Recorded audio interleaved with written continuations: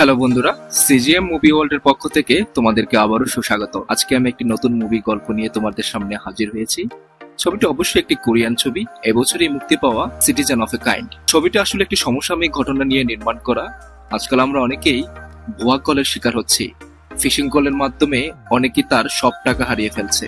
আর ঠিক তেমনই একটি ঘটনা নিয়ে এই ছবিটি নির্মিত হয়েছে। ছবিতে দেখা যায় একজন গার্মেন্টস কর্মী যাকে ভুয়া ফিশিং কলের ফাঁদে ফেলে তার সর্বস্ব লুটে নেয় একটা মাফিয়া চক্র। আর সেই গার্মেন্টস কর্মীটি যখন কারো সাহায্য না পায় তখনই সে সিদ্ধান্ত নেয় সে গোটা মাফিয়া চক্রটাকে হাতে নাতে ধরবে। আর তার চেষ্টা শেষ পর্যন্ত সফল হয় কিনা আমরা ছবি শেষে জানতে পারবো। তাহলে চলো আর দেরি না করে মূল গল্পে ফেরা যাক। ছবির শুরুতে দেখা যায় একজন কর্মজীবী মহিলা যার নাম কিম ডুক-হি, যে নাকি একটি গার্মেন্টস এ চাকরি করে। সে আজকে অনেক দেরি করে তার গার্মেন্টস ফ্যাক্টরিতে এসেছে। সে অনেক তাড়াহুড়োর মধ্যে ছিল, তাই তার কলিগরা তাকে জিজ্ঞাসা করতেছিল আজকে হঠাৎ এত দেরি হলো কেন। সে বলল আমি একটু ব্যস্ত ছিলাম, তাই আমি আসতে দেরি হয়ে গেছে। ঠিক তখনই তার মোবাইলে একটা ফোন কল আসে। হয়ং ব্যাংকের অ্যাসিস্ট্যান্ট ম্যানেজার বলছি, আপনি আমাদের এখানে একটা লোনের জন্য অ্যাপ্লাই করেছিলেন। $80,000 ছিল সেই লোনের অ্যাপ্লিকেশনটা। আমরা দুঃখিত, আপনাকে $80,000 সেই লোনটা দিতে পারছি না। তবে আপনার জন্য একটা সুখবর আছে, আপনি যেহেতু নিম্ন আয়ের মানুষ তাই আমাদের কাছে $20,000 একটা লোন আছে। যদি আপনি নিতে চান তাহলে আপনি সেই লোনের জন্য আবেদন করতে পারেন। কিম ডক-হি খুবই খুশি হয়ে যায়, তার আসলেই একটা লোন দরকার। সে খুব নিডি সিচুয়েশনে আছে, তাই সে বলে ঠিক আছে আমি $20,000 জন্য আবেদন করব, আমাকে কি করতে হবে। ওরা বলে যে আপনাকে শুধু কিছু টাকা ডিপোজিট করতে হবে লোনের অ্যাপ্লিকেশন বাবদ, পরবর্তীতে আপনার সাথে আমরা যোগাযোগ করব। যেই কথা সেই কাজ, কিম ডক-হি তাকে কিছু টাকা দিয়ে দেয়। আর ঠিক কিছুদিন পরেই সে খুব হন্যতন্য হয়ে সে ব্যাংকে যায়। হংইয়ং ব্যাংকে গিয়ে সে বলে আমি অ্যাসিস্ট্যান্ট ম্যানেজারকে খুঁজছি, তিনি কি এখন আমার সাথে দেখা করবেন, আমার খুব জরুরি তার সাথে দেখা করার। তারা বলে যে আপনি একটু অপেক্ষা করেন, অ্যাসিস্ট্যান্ট ম্যানেজার একটু মিটিং এ ব্যস্ত আছে, আপনার সাথে দেখা করুন। কিম ডক-হি বলে যে আমি খুবই তাড়াহুড়োর মধ্যে আছি, আমার এখনই তার সাথে দেখা করতে হবে, আপনারা কি দয়া করে তাকে বলবেন। তাদের এই কথা শুনে তাদের অ্যাসিস্ট্যান্ট ম্যানেজার এসে হাজির। সে তাকে বললো যে আমি অ্যাসিস্ট্যান্ট ম্যানেজার বলছি, আপনি বলুন আপনার জন্য আমি কি করতে পারি। সে অ্যাসিস্ট্যান্ট ম্যানেজারকে দেখে একদম অবাক হয়ে যায়। সে বলে আপনি অ্যাসিস্ট্যান্ট ম্যানেজার, কিন্তু আমার সাথে যে কথা বলেছিল তা তো ছিল একটা পুরুষ কণ্ঠের। তখন সে ব্যাংক অ্যাসিস্ট্যান্ট ম্যানেজার বলে যে আমি সন ইয়ং, আর আমি আপনার সাথে কখনো কথা বলিনি। কিম ডক-হি তাকে জিজ্ঞাসা করে আমি একটা লোনের জন্য আপনার কাছে আমি আবেদন করেছিলেন, আপনি আমাকে বলেছিলেন যে আপনারা আমাকে $20,000 দিবেন, আর তাই আমি আপনাকে কিছু টাকা দিয়েছিলাম। সে অ্যাসিস্ট্যান্ট ম্যানেজার বলে না, আমরা এমন কোন ধরনের লেনদেনই কোন গ্রাহকের সাথে করি না, আমরা কখনোই লোনের জন্য আমাদের গ্রাহক থেকে কখনো টাকা নেই না। তখন তারা জিজ্ঞাসা করে যে আপনি তার সাথে কোনো আর্থিক লেনদেন করেছিলেন। কিম ডক-হির আর বুঝতে বাকি রইল না সে একটা ফ্রডের পাল্লায় পড়েছে। কিম ডক-হি একেবারে অজ্ঞান প্রায় অবস্থা, তার শ্বাস বন্ধ হয়ে আসছে, তার প্রায় দম বন্ধ অবস্থা। তখন তারা কোন রকমে তাকে শান্ত করে বাড়িতে পাঠিয়ে দেয়। তার ঠিক কিছুদিন পরেই মিস কিম স্থানীয় ডিটেকটিভ অফিসে যায় তার কমপ্লেন করার জন্য। সে একজন অফিসারকে বলে যে আমি একটি ফ্রডের পাল্লায় পড়েছি আর তার জন্য আমার অনেক টাকা ক্ষয়ে গেছে, আপনারা কি কোনোভাবে আমাকে সহযোগিতা করতে পারেন, এই নিন আমার অ্যাপ্লিকেশন। তখন একজন অফিসার বলে যে আপনি তাকে ঠিক কত টাকা দিয়েছিলেন। তখন সে তাকে বলে যে আমি তাকে প্রায় $32,000 দিয়েছিলাম। এই কথা শুনে যে অফিসারের মাথা করে যাওয়ার মতো অবস্থা। আপনি তাকে 8 বার টাকা দিয়েছেন আর একবারও মনে হয়নি যে আপনি একটি ফ্রডের পাল্লায় পড়েছেন বা একটা ভুয়া কিছু শিকার হয়েছে। তখন মিস কিম বলে যে আমি এতটাই তাড়াহুড়োর মধ্যে ছিলাম আর আমার টাকাটা খুব দরকার ছিল, তাই আমি কিছুই বুঝে উঠতে পারিনি, আপনারা আমাকে সহযোগিতা করুন। তারা তাকে বলে ঠিক আছে, আমরা আপনার ফাইল ওপেন করলাম, আমরা আপনাকে পরবর্তীতে জানাবো। তারপর সে বাসায় চলে আসে। তারপর দেখা যায় চীনের একটি গোপন আস্তানায় কিছু লোক বিভিন্ন ফেক কলের মাধ্যমে মানুষকে লোন দেওয়ার কথা বলে টাকা হাতিয়ে নিচ্ছে। তারা সেখানে কিছু লোককে বন্দি করে তাদের এই ফেক কলের বিজনেস করছে। এখানে বেশিরভাগ কর্মী অন্য দেশ থেকে পালিয়ে এসেছে চীনে, তাদেরকে আসলে জোর করে এই ধরনের কর্মকাণ্ডে জড়িত করা হয়েছে। তাদের মধ্যে একজনের নাম হলো কোয়ান জেমিন, যে একদিন রাত্রিবেলা তার রুম থেকে পালিয়ে যাবার জন্য জানালা দিয়ে গোপনে বের হয়ে যায়। আর সে যখন অন্য একটি রুমের জানালা দিয়ে উকি দিয়ে দেখে যে সেখানে দুজন লিডার দুজন কর্মীকে প্রচন্ড ভাবে টর্চার করতেছে, কারণ তারা পালিয়ে যাবার চেষ্টা করেছিল। তাদের মধ্যে একজনকে তার চোখের সামনে পিটিয়ে মেরে ফেলে। এই দৃশ্য দেখে কোয়ান জেমিন একেবারে ভয় পেয়ে যায়। সে তাড়াতাড়ি তার রুমে ঢুকে পড়ে এবং সে শুয়ে পড়ে, ভাবতে থাকে কি করে এই বন্দি জীবন থেকে সে বেরোতে পারবে। মিস কিম ডক-হি সেই ডিটেকটিভ অফিস থেকে ফোন কল পায়। তারা তাকে বলে যে আমরা কোনোভাবেই সেই ফেক কলের লোকেশন ট্রেস করতে পারতেছি না, আমরা তাই বাধ্য হয়ে এই কেসটি ক্লোজ করে দিচ্ছি, আমরা দুঃখিত, আপনাকে আমরা কোনোভাবে সহযোগিতা করতে পারিনি। এই কথা শুনে মিস কিম একেবারেই হতাশ হয়ে যায়।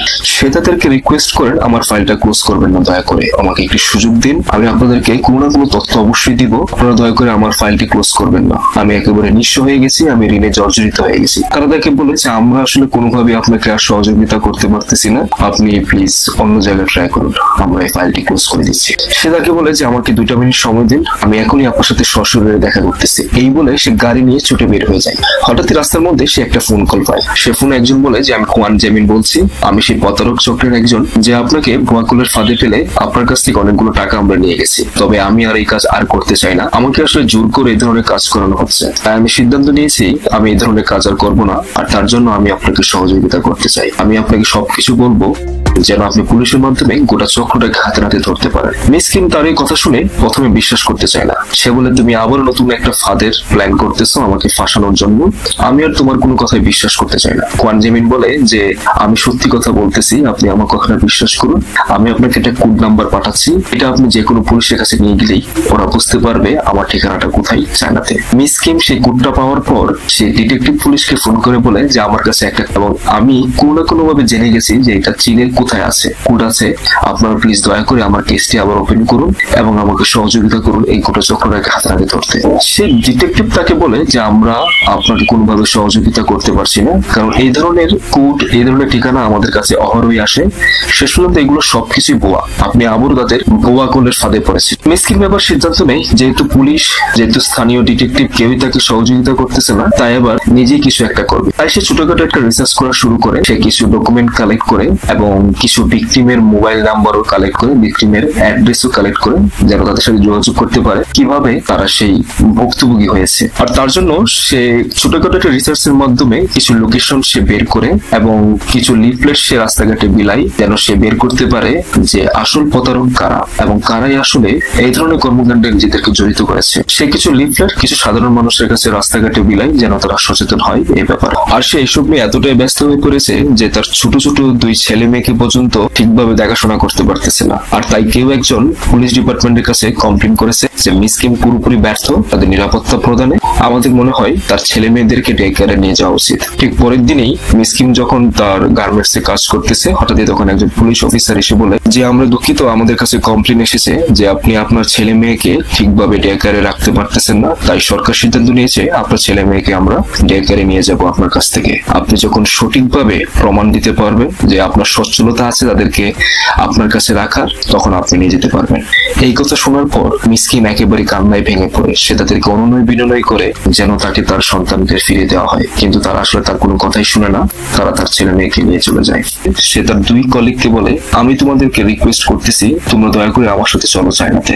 যেহেতু পুলিশ ডিটেকটিভ কেউই আমাকে সহযোগিতা করতেছে না, তাই আমি সিদ্ধান্ত নিয়েছি আমি একাই টোটাল মাফিয়া চক্রটাকে আমি হাতে নাতে ধরবো। তার কলিগরা প্রথমে তাকে সহযোগিতা করতে চায় না, তারা বলে তুমি একদম বদ্ধ পাগল হয়ে গেছো, এটা কোনোভাবে সম্ভব নয়, আমরা 3 জন মেয়ে, আমরা কিভাবে তাদেরকে ধরবো, তারা অনেক শক্তিশালী। মিস কিম কোনোভাবেই বুঝতে চায় না। সে বলে যে আমার একটাই কথা, তোমরা আমাকে সহযোগিতা করো, আমার সাথে চলো চায়নাতে। 2-1 দিনের মধ্যেই আমি তাদের লোকেশন বের করে ফেলবো আর তাদেরকে আমি পুলিশের হাতে ধরিয়ে দেবো। সে তাদেরকে কোন রকমে ম্যানেজ করে। তাহলে ঠিক আছে, চলো আমরা চায়নাতে যাই। তারা 3 জনেই চায়নাতে উপস্থিত। পরের দিন তারা একের পর এক লোকেশন খুঁজতে থাকে। বিভিন্ন পুরাতন গার্মেন্টস ফ্যাক্টরিতে গিয়ে তারা খোঁজ নিতে থাকে গার্মেন্টস এর আড়ালে অন্য কোনো বিজনেস চলছে কিনা। গার্মেন্টস ফ্যাক্টরি খোঁজার পর একদম হাঁপিয়ে ওঠে। তখন তাদের একজন বলে যে আমাদের মনে হয় এবার ফেরা উচিত, আমরা কোনোভাবে তাদেরকে বের করতে পারবো না।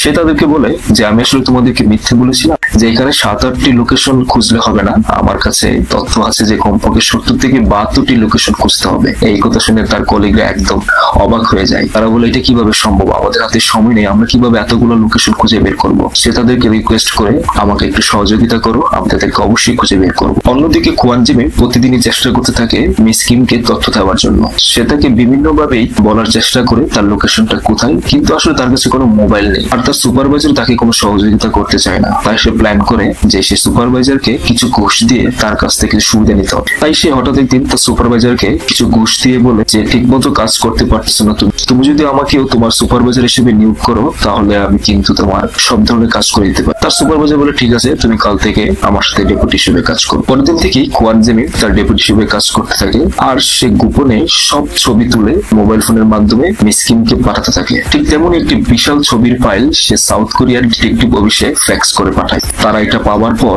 একেবারেই অবাক হয়ে যায় যে এটা কিভাবে সম্ভব। একটা গোটা চক্র এত শক্তিশালী নেটওয়ার্ক বিল্ড আপ করে ফেলছে পুরো চায়নাতে এবং তাদেরকে সে কোনো কিছু করতে পারতেছে না। তারা এই ফাইলটা পাওয়ার পর খুব খুশি হয় এবং সাথে সাথে ডিটেকটিভ পার্ককে বলে যে তুমি এখনই মিস কিমকে ইনফর্ম করো ব্যাপারটা। ডিটেকটিভ পার্ক মিস কিমকে ফোন করে বলে যে আমরা একটা ফাইল পেয়েছি, সেখানে অনেক তথ্য আছে এই ব্যাপারে, আপনাকে ধন্যবাদ যে আপনি আমাদেরকে প্রথমে বলেছিলেন কিন্তু আমরা আসলে এটা বিশ্বাস করি নাই, কিন্তু আপনাকে অসংখ্য ধন্যবাদ, আপনার জন্য আমরা গোটা চক্রটাকে ধরতে যাচ্ছি। তখন মিস কিম তাকে বলে যে আমি এত কিছু বুঝি না, তুমি আমাকে ফাইলটা পাঠাও, আমিও দেখতে চাই ব্যাপারটা আসলে কি হচ্ছে, কারণ এইসব কিছু ঘটতেছে আমার জন্য তোমরা এই ফাইলটা পাইছো। তখন শেষ পর্যন্ত ডিটেকটিভ পার্ক কোনো কিছু না পেরেই সে গোপনে ওই ফাইলটা সেন্ড করে মিস কিমের কাছে। আর মিস কিম এটা পাওয়ার পর খুবই খুশি হয়। সে তার কলিগদেরকে বলে যে আমরা খুব নাগালে চলে এসেছি গোটা চক্রটাকে ধরার জন্য। মিস কিম একের পর এক লোকেশন খুঁজতে খুঁজতে ঠিক আসল লোকেশনটা সে একদিন খুঁজে ফেলে।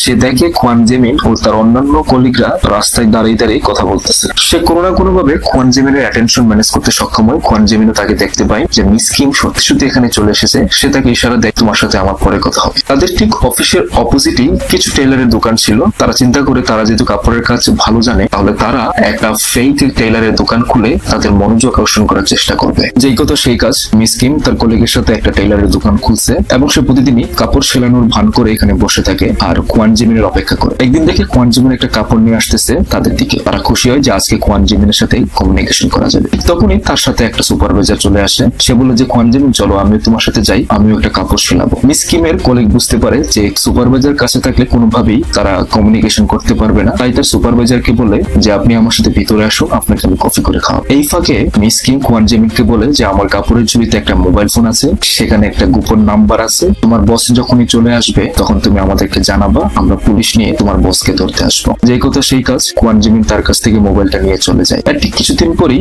একদিন রাতের বেলায় কোয়ান জেমিন তাকে ফোন করে বলে আজকে রাতে আমার বস আসতেছে, তোমরা চলে আসো। মিস কিম তার কলিগদের নিয়ে সে একটা ব্রিজের উপর গাড়ি নিয়ে অপেক্ষা করে। আর ঠিক তখনই তারা দেখতে পায় কিছু লোক লাঠি সোঁটা নিয়ে কোয়ান জেমিনের অফিসে ঢুকছে এবং তারা প্রত্যেককেই একদম জানে শেষ করে ফেলে। তারা এই দৃশ্য দেখে একেবারে ভয় পেয়ে যায়, আসলে কি করতেছে এখানে। আর ঠিক তখনই তারা দেখে একটা কালো গাড়িতে একজন লোক এসেছে। তখন তারা বুঝতে পারে যে সেই আসল মাফিয়া, সেই আসল বস। এবং তারা দেখলো যে এই গাড়িটা কোনো একটা দিকে চলে যাচ্ছে। তখন তারা চিন্তা করলো যে আর অপেক্ষা করে লাভ নাই, চলো আমরা এই গাড়িটাকে ফলো করি। তারা যখনই গাড়িটা স্টার্ট দিতে যাবে ঠিক তখনই তারা দেখে কোয়ান জেমিন আহত অবস্থায় বের হয়ে আসছে। সে তাদেরকে বলে যে আসল বস এয়ারপোর্টের দিকে যাচ্ছে, তোমরা জলদি তাকে ফলো করে এয়ারপোর্টে যাও এবং তাকে ধরো। মিস কিম তার কলিগদের নিয়ে এয়ারপোর্টের উদ্দেশ্যে রওনা দেয়। আর এইদিকে ডিটেকটিভ পার্কও চায়নাতে চলে আসছে এবং সে চাইনিজ পুলিশ ডিপার্টমেন্টকে রিকোয়েস্ট করে তাদের কিছু পুলিশ ফোর্স যেন তাকে দেওয়া হয় সে মাফিয়া লিডারকে ধরার জন্য। তারপর তারা বলে যে ঠিক আছে, আমি তোমাকে আমাদের কিছু পুলিশ ফোর্স দেবো, তুমি তাদেরকে নিয়ে এয়ারপোর্টে যেতে পারো। এখন এদিকে মিস কিম তার এক কলিগকে নিয়ে ফলো করতে করতে এয়ারপোর্টে হাজির। তারা সেই লিডারকে ফলো করতে থাকে। হঠাৎ করে তারা দেখে সে লিডার তাদের সামনে হাজির। সে তাদেরকে জিজ্ঞাসা করে তোমরা আমাকে কেন ফলো করতেছো, তোমরা কি চাও আসলে। তখন মিস কিম বলে তোমার বোয়া কলের ফাঁদে পড়ে আমার সর্বস্ব গেছে। তখন তাকে সে জিজ্ঞাসা করে তোমার কত টাকা গিয়েছে। সে তাকে বলে $32,000। তখন সে লিডার বলে মাত্র $32,000? এই নাও, তোমাকে আমি $1,00,000 দিয়েছি আর আমাকে ফলো করা বন্ধ কর। এই কথা বলে সে চলে যায়। মিস কিম টাকাটা হাতে নিয়ে ভাবে যে আমি আর টাকা চাই না, আমি এই শয়তানটাকে পুলিশের হাতে ধরে দিতে চাই। তখন সে দৌড়ে গিয়ে সে লিডারকে বলে এই নাও তোমার টাকা আর তুমি এখনই নিজেকে পুলিশের কাছে সুপার্দ করো। এই কথা শোনার পর সে বস খেপে যায়। সে তাকে হেস্টেটে নিয়ে একটি বাথরুমে নিয়ে তাকে মারতে থাকে আর বলতে থাকে চুপচাপ এখান থেকে চলে যা, নাহলে তোকে জানে শেষ করে দিব। সে বস যখন মিস কিমকে আঘাত করতেছিল ঠিক তখনই এক ফাঁকে মিস কিম তার পকেট থেকে সে বসের পাসপোর্টটা নিয়ে নেয়। তার বস তাকে আহত অবস্থায় রেখে চলে যায়। সে লিডার কিছুতে গিয়ে বুঝতে পারে যে তার সাথে তার পাসপোর্ট নাই। আর তখনই সে বুঝতে পারে যে সেই মেয়েটাই তার পাসপোর্টটা চুরি করছে। তখন সে দৌড়ে গিয়ে সে মিস কিমকে জিজ্ঞাসা করে যে আমার পাসপোর্টটা আমাকে দিয়ে দাও, না হলে আমি তোমাকে আজকে শেষ করে দেব। মিস কিম তার সামনেই তার পকেট থেকে পাসপোর্টটা বের করে ছিঁড়ে ফেলে এবং সে পাসপোর্টের একটা পাতা খেয়ে ফেলে। এই দৃশ্য দেখার পর সে লিডার একদম খেপে যায়। সে তাকে গলা চেপে ধরে মারার জন্য সে তাকে বলতে থাকে আজকে আমি তোকে শেষ করে দেবো। আর ঠিক তখনই ডিটেকটিভ পার্ক পুলিশ নিয়ে হাজির। সে হাতে নাতে সে মাফিয়া লিডারকে ধরে ফেলে। আর এভাবেই একজন সাধারণ গার্মেন্টস কর্মীর দুঃসাহসিক অভিযানের জন্য গোটা মাফিয়া চক্রটাই হাতে নাতে ধরা পড়ে। যে গার্মেন্টস কর্মীকে প্রথমে কেউ সহযোগিতা করতে চায় নাই, পরে সবাই তাকে বাহবা দিতে থাকে আর সেই দুঃসাহসিক অভিযানের জন্য তারা বলতে থাকে তুমি একটা বিরাট কিছু করে দেখিয়েছো। আর ঠিক এভাবেই গল্পটি শেষ হয়ে যায়। তোমাদের যদি গল্পটা ভালো লেগে থাকে বন্ধুরা, তাহলে লাইক, শেয়ার এবং সাবস্ক্রাইব করতে ভুলবে না। তাহলে সবাই ভালো থেকো এবং দেখা হবে আগামী কোনো গল্পে।